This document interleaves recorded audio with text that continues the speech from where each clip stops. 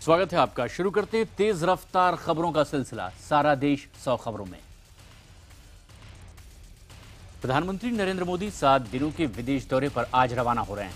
मध्य Asia के 5 देशों के बाद प्रधानमंत्री मोदी रूस का रुख करेंगे। रूस में प्रधानमंत्री मोदी ब्रिक्स और शंघाई शिखर सम्मेलन में हिस्सा लेंगे। प्रधानमंत्री मोदी की यात्रा का पहला पड़ाव उज्बेकिस्तान होगा। रूस में प्रधानमंत्री नरेंद्र मोदी और पाकिस्तान के प्रधानमंत्री नवाज शरीफ की भी मुलाकात हो सकती है। प्रधानमंत्री मोदी अपने 7 दिनों के विदेश दौरे पर उज्बेकिस्तान, तुर्कमेनिस्तान, किर्गिस्तान, कजाकिस्तान के अलावा रूस भी जाएंगे। 7 दिनों की विदेश यात्रा पर रवाना होने से एक दिन पहले प्रधानमंत्री मोदी ने कहा है कि उज्बेकिस्तान के साथ भारत कारोबार और साझेदारी के कई अहम समझौते करेगा। पीएम ने कहा है कि ताशकंद में ही हमने अपने लोकप्रिय प्रधानमंत्री लाल बहादुर शास्त्री को खोया था और यात्रा के दौरान मैं भारत के अहम महान सपूत को वहां नमन करूंगा। पीएम मोदी की यात्रा का अगला पड़ाव कजाकिस्तान होगा। यूरेनियम का सबसे बड़ा भंडार रखने वाले इस देश में पीएम मोदी 7-8 जुलाई को रहेंगे। पीएम मोदी ने कहा है कि भारत और कजाकिस्तान के रिश्ते बहुत पुराने हैं। दोनों मुल्कों के बीच साझेदारी भी बढ़ी है और इसकी तमाम उम्मीद अभी भी बरकरार है। उन्होंने कहा है कि नाज़रबायेव विश्वविद्यालय में यहां कजाक युवाओं से मिलने के लिए वो बेहद उत्सुक हैं। कजाकिस्तान में प्रधानमंत्री नरेंद्र मोदी की यात्रा के दौरान भारत कजाक सूचना प्रौद्योगिकी विशेषता केंद्र का उद्घाटन भी होगा और इसके बाद पीएम मोदी 8 जुलाई की शाम रूस पहुंचेंगे। रूस की उफा से प्रधानमंत्री सीधे तुर्कमेनिस्तान रवाना होंगे। 2 दशक बाद प्रधानमंत्री तुर्कमेनिस्तान जा रहे हैं। तुर्कमेनिस्तान में महात्मा गांधी की प्रतिमा और योग पारंपरिक चिकित्सा केंद्र का भी उद्घाटन होगा। तुर्कमेनिस्तान के बाद पीएम मोदी 12 जुलाई को किर्गिस्तान पहुंचेंगे और यहां के फील्ड हॉस्पिटल को भारत चिकित्सा उपकरण भी देंगे। साथ ही साथ टेलीमेडिसिन लिंक भी शुरू की जाएगी। इसके अलावा बिश्केक में बापू की मूर्ति का अनावरण होगा। मध्य एशिया दौरे में पीएम की यात्रा का आखिरी पड़ाव तजाकिस्तान होगा। उसके पहले 2003 में अटल बिहारी वाजपेयी बतौर प्रधानमंत्री तजाकिस्तान गए थे और पीएम मोदी के मुताबिक इस दौरे से दोनों देशों की कूटनीतिक और सामरिक सहयोग के नए दौर की शुरुआत होगी। भारत के वित्त मंत्री अरुण जेटली ने 4 दिवसीय दौरे पर रशिया पहुंच गए हैं। वहां पर वो ब्रिक्स के उद्घाटन में बोर्ड ऑफ गवर्नर्स की बैठक में हिस्सा लेंगे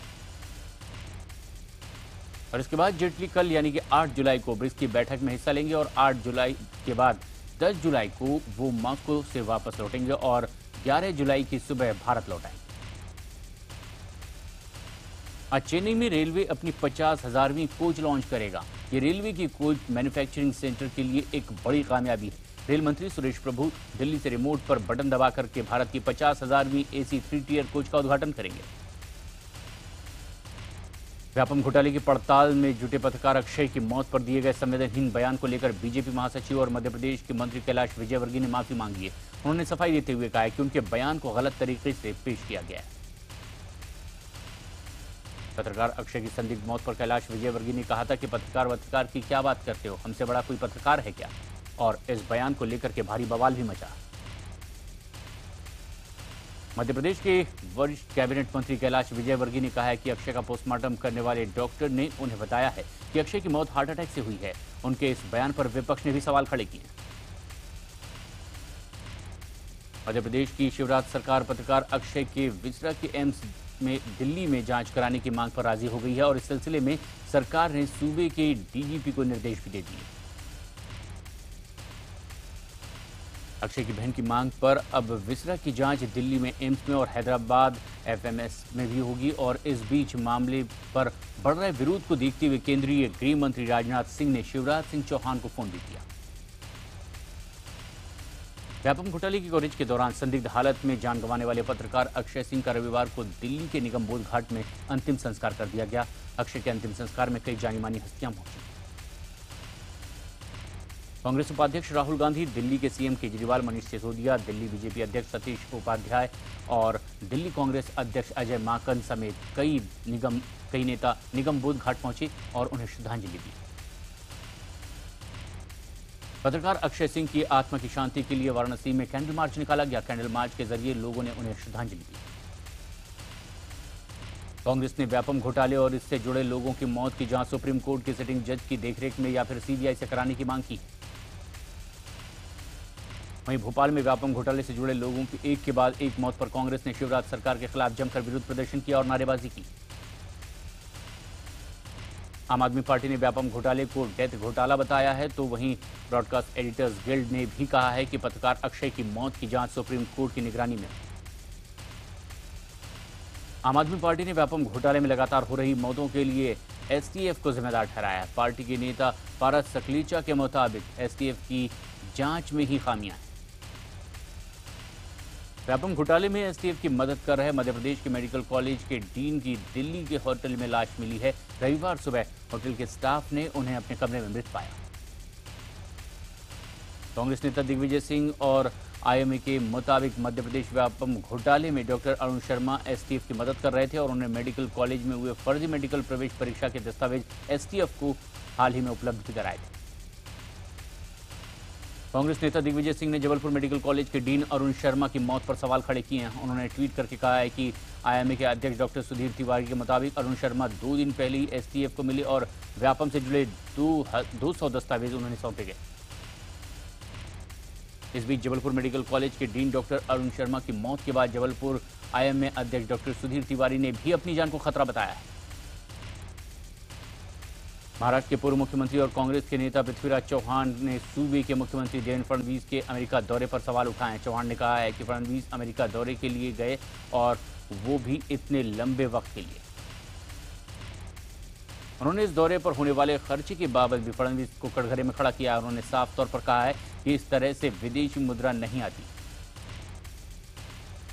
इस बीच पृथ्वीराज चौहान ने महाराष्ट्र सरकार में मंत्री पंकजा मुंडे को भी घेरते हुए कहा है कि उनके विभाग में नियमों को ताक पर रखकर खरीदारी की गई। लालू यादव ने कहा है कि उनका बड़ा बेटा तेज प्रताप बिहार में चुनाव लड़ेगा। दरअसल वैशाली के महुआ में रैली के दौरान जब इनका ऐलान किया गया तो स्थानीय नेताओं के समर्थकों ने जमकर हंगामा किया। लालू ने कहा कि हम अपवाद नहीं है, हमारा लड़का चुनाव नहीं लड़ेगा तो क्या भैंस चराएगा। लालू का छोटा बेटा तेजस्वी और उनकी बेटी मीसा भी विधानसभा चुनाव लड़ेंगे। इससे पहले बीते लोकसभा चुनाव में लालू की बेटी मीसा पाटलिपुत्र सीट से चुनाव हार गई थी, जबकि विधानसभा चुनाव में राबड़ी देवी को हार का मुंह का सामना करना पड़ा था। खुद लालू प्रसाद कहीं से चुनाव नहीं लड़ सकते। चारा घोटाले में दोषी साबित होने की वजह से उन्हें चुनाव लड़ने से आयोग ने ठहरा दिया है। 7 जुलाई को बिहार विधान परिषद की 24 सीटों के लिए होने वाले चुनाव में आधे से ज्यादा प्रत्याशी या तो करोड़पति हैं या फिर आपराधिक इतिहास रखते हैं। बिहार इलेक्शन वॉच के खुलासे से अब 170 उम्मीदवारों में से 74 उम्मीदवारों के खिलाफ आपराधिक मामला चलाया जा रहा है, जबकि 77 उम्मीदवारों के पास करोड़ों की संपत्ति है। बीजेपी के सबसे ज्यादा 18 में से 10 उम्मीदवारों के खिलाफ आपराधिक मामले दर्ज हैं, जबकि जेडीयू में 10 में से 6 उम्मीदवारों के खिलाफ केस दर्ज हैं। आरजेडी इस मामले में तीसरे स्थान पर है। आम आदमी पार्टी के नेता जितेंद्र सिंह तोमर की पुलिस रिमांड आज खत्म हो रही है और वहीं दिल्ली के पूर्व कानून मंत्री तोमर फर्जी डिग्री के आरोप में गिरफ्तार किए गए। ईडी ने कोयला घोटाले मामले में आपराधिक जांच के तहत देश के विभिन्न हिस्सों में कंपनियों के खिलाफ 5 नए धन शोधन के मामले दर्ज किए हैं और सूत्रों के मुताबिक नई प्राथमिकियां महाराष्ट्र, झारखंड, दिल्ली, पश्चिम बंगाल और छत्तीसगढ़ में मौजूद कई कंपनियों के खिलाफ दर्ज की गई। पीएमएलए के प्रावधानों के तहत अलग मामले दर्ज करने से पहले सीबीआई द्वारा की गई प्राथमिकियों का संज्ञान लिया गया और इन मामले में एक साथ एजेंसियां इस जांच में अब तक 40 से ज्यादा मामले दर्ज कर चुकी हैं। यूपी के गोरखपुर से पूर्व विधायक और समाजवादी पार्टी नेता राजेंद्र सिंह पहलवान पर जमीन कब्जाने की कोशिश का आरोप लगा है। रेलवे के रिटायर्ड कर्मचारी सेविंदर सिंह ने राजेंद्र पर जमीन हथियाने के लिए उन्हें जान से मारने की धमकी देने का आरोप लगाया है। इस सिलसिले में सेविंदर ने पुलिस में मामला भी दर्ज करवाया है। सेविंदर के मुताबिक पूर्व विधायक ने उनकी जमीन पर कब्जा करने के मकसद से उनके घर पर जेसीबी मशीन चलवा दी। उधर मामले में पुलिस ने कार्रवाई की बात कही। जम्मू कश्मीर के नौगाम सेक्टर में पाकिस्तानी सेना ने सीज फायर का उल्लंघन किया हुआ अंधाधुंध फायरिंग की है। इस फायरिंग में बीएसएफ के एक जवान भी शहीद हो गए। सेना सूत्रों के मुताबिक रविवार शाम 4 बजे से पाकिस्तान सेना ने मशीन गन और छोटे हथियारों से गोलीबारी शुरू कर दी और माना जा रहा है कि आतंकवादियों ने घुसपैठ करवाने के लिए पाकिस्तानी सेना की ओर से फायरिंग करवाई। अरनिया सेक्टर में भी पाकिस्तान ने संघर्ष विराम का उल्लंघन किया है। वहां भी घुसपैठ के मकसद से ही भारी गोलीबारी की जा रही। अरनिया सेक्टर में हुई गोलीबारी में बीएसएफ के टेंट गार्ड और पेट्रोल पोस्ट को निशाना बनाया गया है। बाकी गोलीबारी से इसमें कई और इलाके में लोगों में दहशत है। पंजाब के फाजिलवा पुलिस ने एक हेरोइन तस्कर गिरोह का पर्दाफाश किया है। तस्करी के आरोप में पुलिस ने बीएसएफ के एक जवान समेत 4 को गिरफ्तार किया है। आरोप है कि यह गिरोह सरहद पार पाकिस्तान से हेरोइन की तस्करी करता था और पकड़े गए आरोपियों के पास से करीब 25 करोड़ रुपए की हेरोइन, 2 गाड़ियां, एक पाकिस्तानी सिम और 68 लाख रुपए नकद भी बरामद किए गए। बिहार के खगड़िया में नेशनल हाईवे पर हुए एक हादसे में 5 लोगों की मौत हो गई है। वहीं 6 से ज्यादा लोग इसमें घायल हुए हैं, जिसमें से 3 की हालत नाजुक बनी हुई।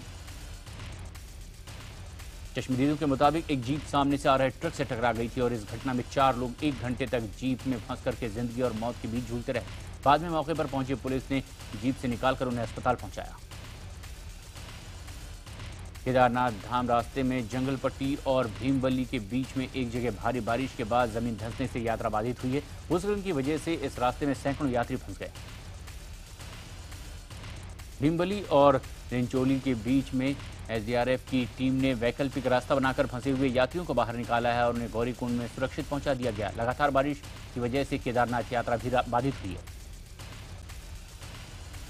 उत्तरकाशी में मौसम विभाग ने अगले 2 दिनों तक भारी बारिश की चेतावनी दी है। प्रशासन ने गंगोत्री और यमुनोत्री रूट पर भी सीमा सड़क संगठन बल और अन्य अफसरों को सतर्क कर दिया है। पिछले कई घंटों से हिमाचल प्रदेश में भारी बारिश हो रही है और ऐसे में लोग परेशान हैं। हिमाचल के मंडी जिले में पिछले 7 घंटे से 70 मिलीमीटर बारिश रिकॉर्ड की गई है। सैलानियों और स्थानीय लोगों को नदी से दूर रहने को कहा गया है। पिछले 12 घंटे में शिमला समेत राज्य के कई हिस्सों में 20 से 60 मिलीमीटर बारिश दर्ज की गई है। मौसम विभाग ने 6 से 10 जुलाई के बीच में भारी बारिश की चेतावनी दी है और हिमाचल में अलर्ट जारी कर दिया है। पश्चिम बंगाल के दार्जिलिंग में जमीन धसकने से नुकसान हुआ है और धीरे धीरे लोगों की जिंदगी अब इसके बाद पटरी पर लौट दिखाई दे रही है। 1 जुलाई को मिरिक और करसियोंग में जमीन खिसकने से 30 से ज्यादा लोगों की मौत हो गई। जमीन धंसने से दार्जिलिंग की सड़कों और पुल को भी काफी नुकसान पहुंचा है, लेकिन केंद्रीय राज्य मंत्री रिजिजू और मुख्यमंत्री ममता बनर्जी के दौरे के बाद रेस्क्यू ऑपरेशन में काफी तेजी आई। उत्तर प्रदेश के मुजफ्फरनगर में करीब 12 साल पहले एक 8 साल के बच्चे की सांप के काटने से मौत हो गई और चंद दिनों पहले ही 20 साल का युवक बनकर वो घर वापस लौट आया। घर लौटने के बाद परिवार में खुशी का माहौल है। बच्चे की घर वापसी को लेकर के पूरे इलाके में चर्चा हो रही है और लोग इसको चमत्कार मान रहे हैं। आगरा में एक भाई ने अपनी मानसिक रूप से कमजोर बहन को घर में कमरे में करीब 4 साल से कैद कर रखा है, जिसे आखिरकार गांव वालों की सूचना मिलने के बाद पुलिस ने मुक्त कराया। बताया गया कि भाई ने बहन को इस वजह से कमरे में कैद करके रखा था क्योंकि वो मानसिक रूप से कमजोर थी। भूप सिंह को डर था कि उसकी बहन किसी के साथ मारपीट न करे। भूप सिंह अपनी बहन को खिड़की से खाना पानी देता था, लेकिन महिला की हालत ठीक नहीं है। फिलहाल पुलिस इस पूरे मामले में जांच पड़ताल में जुटी। यूपी के मऊ में दीवार गिरने से 2 महिलाओं समेत 3 लोग इसमें बुरी तरह से जख्मी हो गए हैं। हादसे में घायल बच्चे की हालत नाजुक बनी हुई है। डॉक्टर्स ने जख्मी बच्चे को वाराणसी अस्पताल उपचार के लिए भेज दिया है। कानपुर में बंदूक की नोक पर एक महिला के साथ रेप की सनसनीखेज वारदात सामने आई है। महिला को घर में अकेले देख करके दबंग उसके साथ रेप किया करते थे और उसके बाद वो फरार थे। वारदात की जानकारी मिलने के बाद मौके पर पहुंची पुलिस ने केस दर्ज कर महिला को डॉक्टरी जांच के लिए भेज दिया है और आरोपी की तलाश में पुलिस छापेमारी शुरू कर चुकी है। इलाहाबाद में लुटेरों के हौसले इस कदर बुलंद हैं कि वो सुरक्षा बलों को अब लगातार उनके असलों पर भी हाथ साफ कर रहे हैं और इसके हंडिया इलाके में पूर्व ब्लॉक प्रमुख के सरकारी गनर की कार्रवाई पर और कुछ मैगजीन चोरी होने की रिपोर्ट दर्ज करवाई गई। गनर की तहरीर पर हंडिया थाने में अज्ञात चोरों के खिलाफ मामला दर्ज कर लिया गया है। पुलिस ने अधिकारी अब गनर के खिलाफ विभागीय कार्रवाई की भी बात कर रहे हैं। शिया धर्मगुरु कल्बे जव्वाद ने कहा है कि अमृतसर के स्वर्ण मंदिर और दिल्ली की जामा मस्जिद की तर्ज पर लखनऊ के इमाम बाड़ों में भी अब ड्रेस कोड लागू किया जाना चाहिए। लखनऊ में इमाम बाड़े में ताले खुलने के बाद कल्बे जव्वाद को प्रशासन पर पूरे वायदे करने का दबाव बनाना अब उन्होंने शुरू कर दिया और इसके अलावा उन्होंने शिया वक्फ बोर्ड के घोटाले पर कार्रवाई की भी मांग की। खड़ेया के मथुरापुर में ससुराल वालों पर दहेज के लिए अपनी बहू से मारपीट और हत्या का सनसनीखेज आरोप लगा है। पुलिस ने इस मामले में केस दर्ज कर तफ्तीश शुरू कर दी। बिहार के मधुबनी में सरकारी अस्पताल की नर्स पर नवजात को जमीन पर पटक करके मार डालने का आरोप लगाया। अस्पताल प्रशासन ने आनन फानन में शव को दफन कर दिया। परिवार वालों का आरोप है कि जब उन्होंने इस घटना का विरोध किया तो नर्स ने उन्हें जान से मारने की धमकी दी और इसके बाद पीड़ित ने अस्पताल में जमकर हंगामा किया। भिलाई के पास तेरे गांव के लोगों ने अवैध शराब के खिलाफ एक मुहिम शुरू कर दी है। गांव वाले एक रणनीति के तहत अवैध शराब के कारोबारी को पकड़वाते हैं और फिर उसको पुलिस के हवाले करते हैं। गांव वालों का आरोप है कि पहले वो अवैध शराब की बिक्री की शिकायत लेकर के पुलिस वालों के पास जाते हैं, लेकिन कोई सुनवाई नहीं होती और लिहाजा अब उन्होंने खुद ही इन्हें पकड़ने का काम शुरू कर दिया है। यूपी के बलिया में घाघरा नदी पर उफान देखा जा रहा है। सैकड़ों एकड़ जमीन यहां पर कटाव की शिकार हो गई है और अब तक 1 दर्जन से ज्यादा घरों को भी घाघरा ने लीन लिया है। लोगों का आरोप है कि कटाव की वजह से हो रहे नुकसान को रोकने के लिए प्रशासन कोई कदम नहीं उठा रहा है। उनका आरोप है कि बाढ़ विभाग में कटाव रोकने के नाम पर लूट की जा रही है। बरेली पुलिस ने एक ऐसे शातिर बदमाश को गिरफ्तार किया है जिनको मर्डर करने का शौक है। पुलिस का दावा है कि 26 साल का यह अपराधी अब तक 57 लोगों की हत्या कर चुका है। पुलिस के मुताबिक यह अपराधी जिस भी घर में जाता था वहां सभी का कत्ल कर देता था ताकि कोई सबूत न छूटे। पुलिस ने इसके 2 साथियों को भी गिरफ्तार किया है। छत्तीसगढ़ के चावल घोटाले की आग बुझाने के नाम पर अब यहां कई मामले सामने आ रहे हैं। दंतेवाड़ा जिले में कांग्रेसियों ने मुख्यमंत्री रमन सिंह का पुतला फूंका है और जमकर नारेबाजी की। कार्यकर्ताओं ने 2 घंटे तक यहां सड़क जाम भी किया। कांग्रेसियों ने मुख्यमंत्री रमन सिंह, उनकी पत्नी और उनकी साली पर करोड़ों का गरीबों का चावल खाने का आरोप लगाया। प्रदर्शनकारियों ने सीबीआई जांच की मांग की है। साथ ही साथ घोटाले से जुड़े अधिकारी कर्मचारियों की गिरफ्तारी की भी मांग की गई। छत्तीसगढ़ के लोरमी इलाके में एक गांव में पेड़ गिरने से 15 साल की बच्ची की मौत हो गई है, जबकि 3 लड़कियां इसमें घायल हुई। ये बच्चियां पेड़ के पास घर के में ही बर्तन साफ कर रही थी और इसी दौरान पेड़ टूट करके लड़की पर गिर गया। घायल बच्चियों को अस्पताल में उपचार के लिए भर्ती करवाया गया है और वो फिलहाल खतरे से बाहर। बालाघाट जिले के 34 आदिवासी युवकों को 5 स्टार होटल में रोजगार मुहैया करवाया गया है। 2 महीने के प्रशिक्षण के दौरान इन युवकों को बेहतर वेटर बनने की तमाम गुण सिखाए गए। आदिवासी युवकों को कान्हा नेशनल पार्क, जिला प्रशासन और ताज प्रबंधन के बीच हुए करार के जरिए नौकरी दी गई है। मध्य प्रदेश सरकार की पहल से ये मुमकिन हो सका।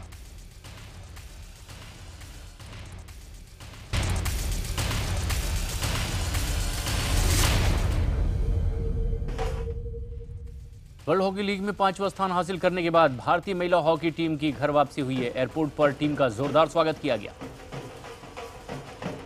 और इसी के साथ महिला हॉकी टीम ने 2016 रियो ओलंपिक्स में जगह बना ली है। 35 साल बाद भारतीय महिला हॉकी टीम को ओलंपिक में खेलने का एक बार फिर मौका मिलेगा।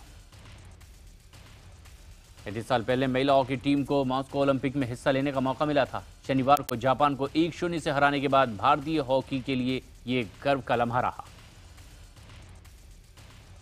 इंग्लैंड ने भारतीय हॉकी टीम के डिफेंस की कलाई खोलते हुए रविवार को 5-1 की जबरदस्त जीत दर्ज कर ली और इस जीत के साथ ही इंग्लैंड ने FIH hockey world league semifinal में भी कांस्य पदक हासिल कर लिया। भारत के लिए लिएंडर पेस और कनाडा के डेनियल नेस्टर की जोड़ी विंबलडन के पुरुष डबल्स के प्री-क्वार्टर फाइनल में पहुंच गई है। सानिया मिर्जा और ब्राजील की ब्रूनो सेरेस की जोड़ी भी मिक्स डबल के अंतिम 16 में कामयाबी से पहुंची। मुंबई में कांग्रेस नेता बाबा सिद्दीकी की इफ्तार पार्टी में सितारों का मेला लगा रहा। शाहरुख खान, जैकलिन फर्नांडिस, वरुण धवन समेत कई सितारे पहुंचे और नेता ने भी इफ्तार पार्टी में शिरकत की। इस बार इफ्तार पार्टी में सलमान खान संगीता बिजलानी के साथ नजर आए। सलमान अपने पिता सलीम खान के साथ ही बैठे थे। इस इफ्तार पार्टी में सुनील शेट्टी, जरीन खान और कांग्रेस नेता प्रिया दत्त भी मौजूद थी। सलमान के होते हुए भी सेल्फी के मामले में वरुण धवन बाजी मार ले गए। 3 दिन पहले जारी हुए ऋषि कपूर और अभिषेक बच्चन की फिल्म ऑल इज वेल के ट्रेलर को यूट्यूब पर अब तक के 20 लाख से ज्यादा बार देखा जा चुका है। अभिषेक ने फिल्म को सराहने के लिए ट्विटर पर प्रशंसकों को धन्यवाद किया है। अभिषेक ने लिखा है, ऑल इज वेल का ट्रेलर 20 लाख के पार, वाह, धन्यवाद दोस्तों। रितेश देशमुख और पुलकित सम्राट और जैकलिन फर्नांडिस की फिल्म बंगिस्तान का इश्क करेंगे गाना रिलीज कर दिया गया है। इस गाने में सभी कलाकार 6 अलग अलग अवतार में नजर आएंगे। रितेश देशमुख ने ट्विटर पर यह गाना शेयर किया है। अभिनेता जॉन अब्राहम एक बार फिर से निगेटिव अवतार में नजर आने वाले हैं। सफेद रंग का सूट, हाथों में बंदूक और चेहरे पर लंबी मुस्कुराहट के साथ में अभिनेता जॉन अब्राहम अनीस बज़्मी की नई फिल्म वेलकम बैक के पोस्टर में खूब जंच रहे हैं। फिल्म अभिनेत्री नरगिस फखरी आने वाली फिल्म अजहर में पूर्व भारतीय क्रिकेटर मोहम्मद अजहरुद्दीन की पत्नी संगीता बिजलानी का किरदार निभाएंगे। इमरान हाशमी पूर्व क्रिकेटर की भूमिका में होंगे, तो वहीं नरगिस पर्दे पर उनकी पत्नी की भूमिका में दिखाई दी।